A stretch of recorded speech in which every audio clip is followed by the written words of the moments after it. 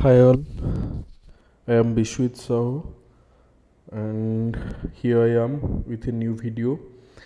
Actually, this series I wanted to clear the doubts that the people usually have, and somebody asked me about economic diaspora. I don't think there is something like economic diaspora. Actually, it's Indian diaspora and its effect on economic developments and economy of our country or something else.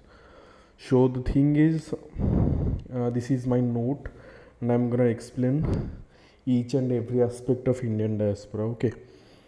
So if you have the important term which is like Indian diaspora, it means Indian diaspora माने होची जेतिकी भी Indian citizen अछंती जो माने बाहर अछंती, not in India, they're Indian citizens but residing outside India. We call them Indian diaspora. Okay. Indian diaspora होचन सुई माने जो माने इंडिया रो सिटीजन है कि मध्य बाहर रहउचंती. There comes like NRI, okay, non-residential Indians, PIO, persons of Indian origin, then OCI, overseas overseas citizens of India. Okay, but in 2015 we have merged this both these two. Okay, in 2015 we have merged this, like it is now comes under as OCI. Okay, so you can gauge the importance of Indian diaspora from this statement of Mr. Shashi Tharoor, that NRI have become in the effect the national reserve of India. Like this much of impact, this much of economic impact that they have on our economy. Okay, so if I am have to like if I have to explain it in better terms, like according to Global Migration Report of 2020, 17.5 million strong diaspora that India have is the second largest after China, and maybe in like it will be like the fast in upcoming days. And there is a highest remittance of 78.6 billion dollars. Okay, the what the term remittance means here, remittance means the inflow of cash. Okay, inflow of money to our country, that is called as remittances.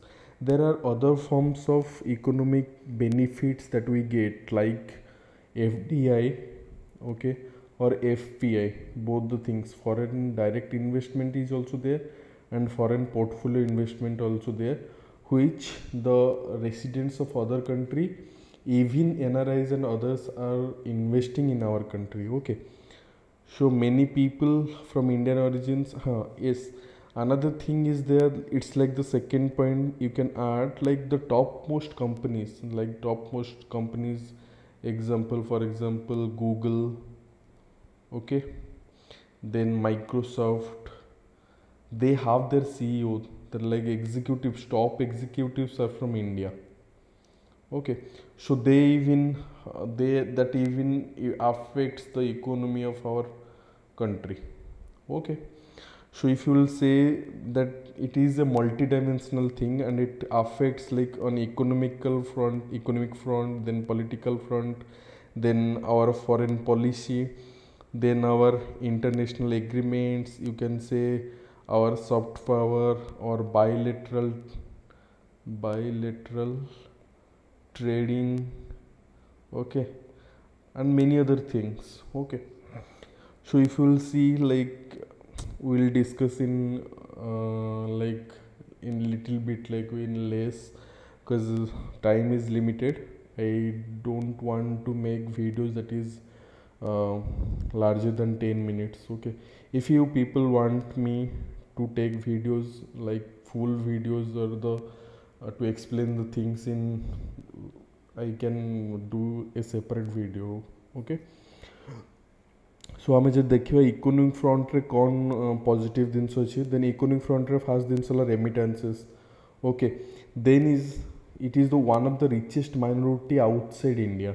Okay, so like 2.8 million Indians are just the 1% of USA. US population 1%, but they are the most educated and richest. Okay, किंतु जितने difference देखा um what there like if there is migration then it is like to other countries ना. It can be USA, you can be Europe, and it can be Middle East countries. So if you will differentiate, then like here it is skilled people in Western countries, but in like many other Gulf countries, if you will find that there are not skilled, there are either unskilled or semi-skilled people in this Gulf region. Okay, this is a basic difference. Like you will find skilled people migrating to this region, but the unskilled and the semi-skilled people, they prefer go to Gulf region where they are involved in some kind of tertiary work. Okay, so Indian diaspora is not a part of only like in political front. If you will see like example, if I have to give, then you can say like our that new Howdy Modi. Okay, Howdy Modi, and recent example of Kamala Harris I can give. Like they are affecting Indian diaspora, affecting the political situations, the political front of their country in USA or something else. So like in foreign policy also they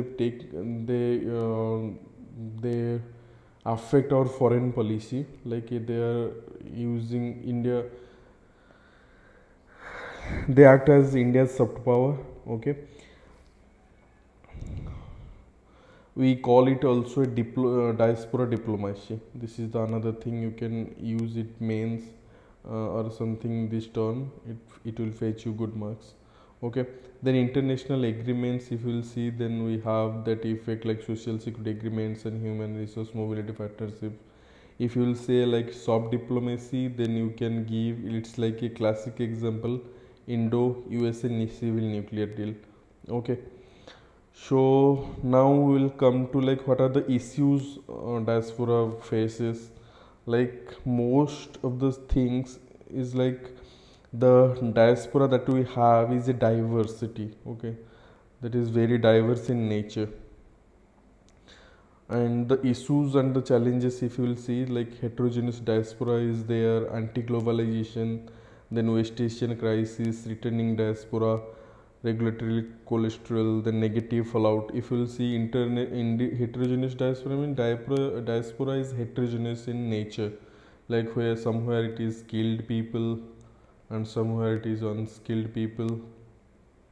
Okay, so you can't formulate a like uniform policy for all. Your policy should be different. Okay, simply anti-globalization. Anti-globalization is the opposite of globalization, where countries use the term protectionism. Like USA is doing na protectionism by the by help of H1 visa or something else. So in that case, what happened, the diaspora is there, they are discouraged and they tend to move to the original country, like our country. So it will be like difficult because our unemployment rate will be high, and there are many people who lost jobs or something. So if you'll see there is crisis also, West Asian crisis, like in Middle East. This is a digital area, so there is sometimes there is crisis and you have to do evacuation and other problems are there. Then there is returning diaspora. Like I said, like there are many reasons for which the diaspora returns to the original country and it affects the region, and that is a good thing also. Okay, it has both positives and negatives also. What is negative? Negative is like rise in unemployment. Okay, and other things. But if you'll see the positive, it's like the flow of technology, flow of skilled human resource. Okay, you can say like very technical expertise coming into like entrepreneurship and other things, which are definitely good, definitely positive of returning diaspora. Regulatory cholesterol means there are very inadequacies in the Indian system of diaspora. If you will see, if someone comes to invest in Indian like situations, he have to face like many things like red tapeism, a very rigid bureaucratic structure. These are the negatives. Okay, so there are other negatives of like our policy, that is racial attacks and killings, increasing red tapeism and illegal things like illiberal visa regimes, then a neglecting in poor sections of diaspora rehabilitation. Then we have low number of IFS. IFS means Indian Foreign Service. Okay, so in this cadre there are less people, even less than like countries like Malaysia or something. So we don't have that we don't affect the foreign policy of other countries or regions like Indo-Pacific or something. Okay, so interference on foreign countries policy, like example is given Nepal or India, like they are saying that India is interfering in our internal matters. That is definitely not a good thing.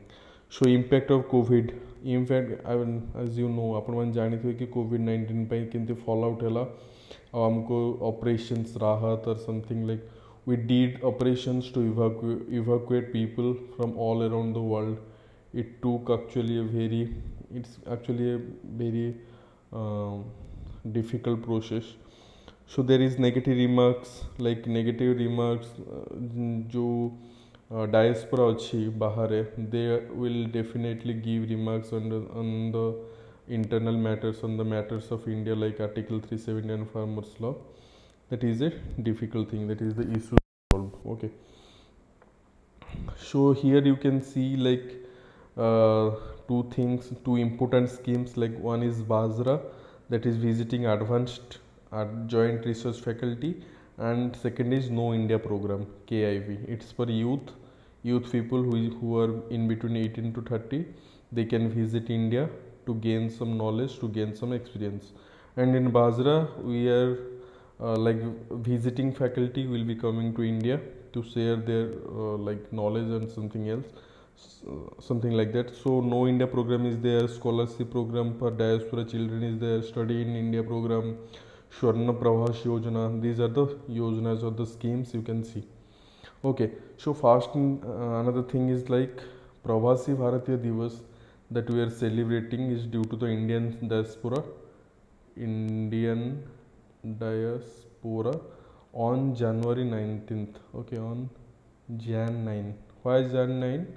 Because on January 9 was the day when Mahatma Gandhi returned from South Africa to India. Okay, so this is like 2015's Pravati Bharatiya Divas, and its theme was connect, celebrate and contribute.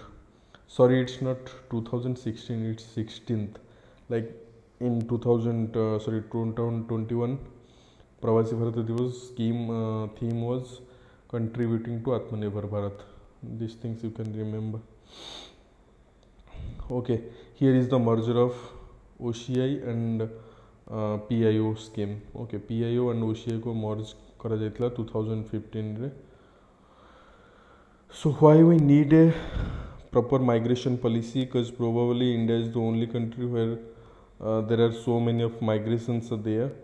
Not from, it's actually it's from like from British era also you will see like there were people who were migrated to Africa and other parts like to work in tea gardens or work as a slavery or something else, and later it took another shape. Okay, so if you will see after that we will see like what are the way ahead can be.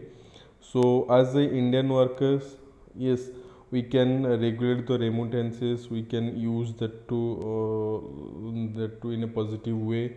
Government structure needs to be a complete revamp to make it easy, or to the policy should be pro diaspora by सुविधा हुआ दरकार. So Indian workers, both skilled and semi-skilled, are demanded everywhere.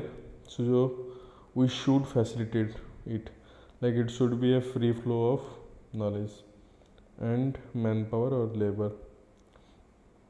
Indian government has to deploy more officers at the destination countries, especially in Gulf, to manage the things, and the effective rehabilitation policy should be there.